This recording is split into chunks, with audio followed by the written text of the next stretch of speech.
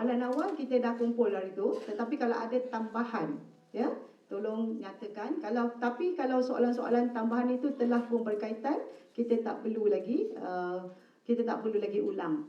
Dan saya boleh pergi next kepada okey. Apakah kerajaan, saya telah pun cerakinkan, saya telah pun kata apa ya, klasifikan tempat-tempat yang dapat kita aduan itu. Kita nampak ada banyak aduan am. Dia cakap overall, dia tak spesifik tempat mana kejadian-kejadian itu berlaku. Ya, ada yang kita tengok ada berlaku di antarabangsa, Bukit Jaya, Bukit Utama, Melawati, UK Heights dan Ampang Sarjana juga berlaku, ada beberapa soalan daripada situ. Tapi saya yakin ada banyak lagi ya di luar kawasan yang tidak key in aduan yang ada. Next slide. Okey. Jadi apa lagi soalan-soalan yang kita bagi? Apakah kita harap hari ini, apakah soalan-soalan am, minta maaf. Saya nak cerita patah balik tadi. Soalan am yang diutarakan, apakah kerajaan negeri Selangor mempunyai peruntukan khas bagi penjagaan cerun? Itu soalan yang ditanya kepada dalam soalan tersebut. Nanti kalau boleh ya Tuan YDP menjawab, tapi pihak kerajaan Selangor, kita ada peruntukan khas, tetapi urutan itu tidaklah kecil, tidaklah besar, tapi lebih kepada memperuntukkan sebaiknya kalau kita tengok di Ampang, tak silap saya 2 juta setiap tahun. Tetapi Alhamdulillah Ampang Jaya amat proaktif. Mereka telah datangkan dengan satu kertas kerja yang sebenarnya tak cukup kalau 2 juta itu untuk disalurkan kepada mereka untuk menjaga cerun-cerun yang ada. Yang ini nanti IR Zairul akan explain ya. Nanti dia akan explain macam mana penggunaannya dan berapa bajet besar yang ada. Ini penting untuk saya tahu sebab apa? Saya akan bawakan juga, utarakan. Saya dapati dalam Google saya ataupun dalam carian saya di dalam parlimen, nota-nota parlimen, Malaysia telah pun establish Majlis Cerun Negara. Tetapi sejauh mana Majlis Cerun Negara ini aktif ataupun membuat inventory ataupun prevention action untuk memastikan cerun-cerun seluruh Malaysia ini ada polisi-polisi ataupun dasar-dasar baru. Itu kita kena tengok ya. Okey, next. Apakah langkah segera yang diambil untuk menjadikan Bukit Antarabangsa lebih selamat untuk semua penduduk? Nah ini nanti kita minta explanation daripada MPJ. Seterusnya, bilakah MPJ akan membuat pengawasan cerun menggunakan teknologi seperti sistem amaran, awan dan sebagainya? Ada tak yang slide semut penuh tadi? Tak ada. Ya? Kalau sebab itu saya nak tunjuk sebenarnya dalam pelaporan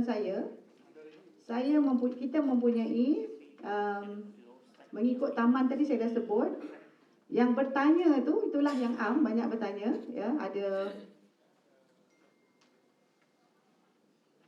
12 pertanyaan yang perlu dijawab. Pengurusan cerun bertanya status, terutama mereka yang ada di Bukit Antarabangsa, Bukit Jaya dan Bukit Utama. Ada isu yang dibangkitkan, contohnya status kajian risiko bahaya. Saranan itu dia kata pernah ada satu kajian, apakah hasil daripada dapatan yang telah dibuat pada April 2021 yang lepas. Yang keduanya, mohon tindakan segera pastikan keselamatan cerun di Bukit Antarabangsa. Apakah langkah yang telah diambil sebelum ini? Ramai nak tahu tu. Untuk update projek pengukuhan stable cerun lemah di Taman Bukit Jaya, itu juga saya ingat yang ini saya pergi Turun Padang semasa election hari itu, dan saya pun nak tahu apakah perkembangannya. Saya sebenarnya boleh tahu, hanya minta laporan daripada pihak MPAJ, tapi saya tak mahu itu hanya untuk makluman saya. Sebab tu hari ini kita explain kepada penduduk semua ya, apakah status terbenar, supaya semua orang tahu, because this is your rights untuk tahu apakah status-status kini, supaya anda semua ambil maklum.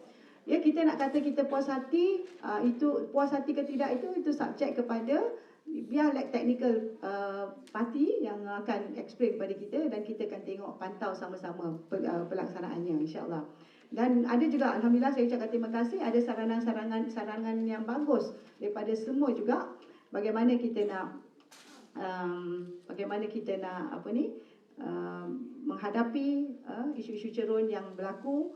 Ya, kita insafi apa yang berlaku di Batang Kali, dulu Tower, kan, sekarang taman berikut mewah dan sebagainya. Jadi itulah saya pun fikir dalam bentuk engineering dulu mungkin rumah 30-40 tahun dulu, ya, garis panduannya berbeza dengan sekarang kan. Jadi apakah garis panduan baru yang patutnya kita ambil maklum, yang perlu kita ambil bahagian, ambil penetapan supaya ianya boleh dilakukan dengan baik, ya. Jadi itu sedikitnya, dan saya ingat kita akan go through satu-satu. Jadi tadi sebelum saya duduk di kerusi saya nak pesan kepada semua tu satu je lah, ya, tentang kita harap occasion ini kita tidak mahu kita salah menyalahkan. Saya rasa pentadbiran MPAJ kali ini, barisan kepimpinannya terutama YDP, Timbalan ataupun SU amat proaktif, ya, tetapi kita harapkan semua juga jabatan, ya, termasuk agensi-agensi yang lain juga memainkan peranan yang baik, ya. Kita harap ini semua tak ada orang kata tak ada sebab lain, sebabnya adalah untuk kita menjadikan Ampang ni yang terbaik insya-Allah, ya. Dan kita harap isu-isu yang mana boleh settle cepat tu percepatkanlah, ya. Jangan lambat-lambatkan isu-isu yang ada insya-Allah. Jadi itu saja daripada saya. Saya harap kesimpulannya kita akan mendapat sedikit pendedahan tentang isu isu cerun pada hari ini, ya. Dan insya-Allah lepas itu kita sama-sama dapatkan satu input yang positif.